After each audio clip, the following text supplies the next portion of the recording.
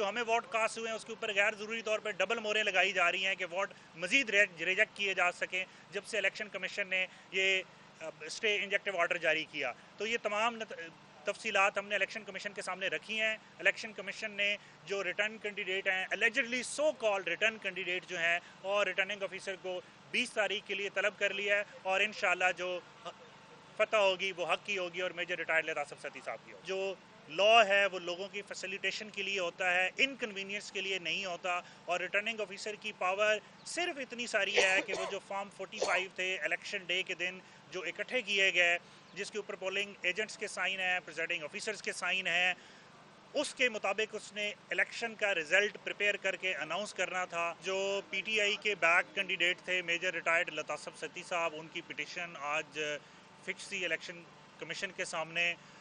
اس میں R O کو طلب کیا گیا تھا لیکن ریٹرننگ آفیسر آج پیش نہیں ہوئے ہیں وہاں پہ, بلکہ انہوں نے اپنی ایک فیک فیبریکیٹڈ اور ایک فکٹیشیس قسم کی جو رپورٹ ہے وہ انہوں نے جمع کرا دی ہے. یہ بڑا ایک میٹر آف گریٹ کنسرن ہے اور ہم نے یہ دیکھا ہے کہ جو ریٹرننگ آفیسر ہیں وہاں کے وہ اپنی موجودگی میں اپنی زیر نگرانی میں مزید مینوپولیشن کر رہے ہیں اور جو ووٹنگ ریکارڈ ہے اس کے ساتھ ٹیمپرنگ کر رہے ہیں. اور جتنے بھی پریزائڈنگ آفیسرز ہیں اور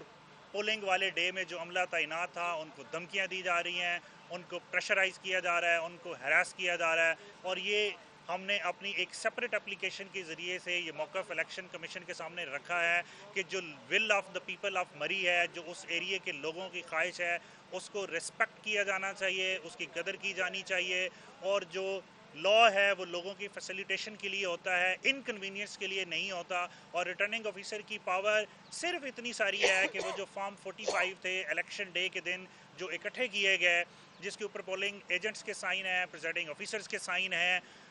اس کے مطابق اس نے الیکشن کا رزلٹ پریپیئر کر کے اناؤنس کرنا تھا. یہ نہیں ہو سکتا کہ جو لوگوں کی ول ہے اس کے کنٹراڈکٹری جو فارم 45 ہیں اس کے کنٹراڈکٹری جو ہیں وہ ایک just with the stroke of a pen ایک ریٹرننگ آفیسر جس کا کام محض ایک کلیریکل ہے, اس کے علاوہ اس کا کوئی کام نہیں ہے کہ وہ فارم 45 کا ڈیٹا جو section 92 of the election act میں پرووائڈڈ ہے اس کے حساب سے صرف اپنی ایک کلیریکل ذمہ داری پوری کرتے ہوئے فارم 45 کے حساب سے جو ریکارڈ ہے وہ اس کو کمپائل کر کے ایک فارم 47 اور الیکشن کے نتائج جاری کرتا. لیکن NA51 میں ہم نے یہ دیکھا ہے کہ ایک جو مخالف امیدوار ہیں جو کہ کلیئر کٹ اس میں ہارے ہوئے تھے,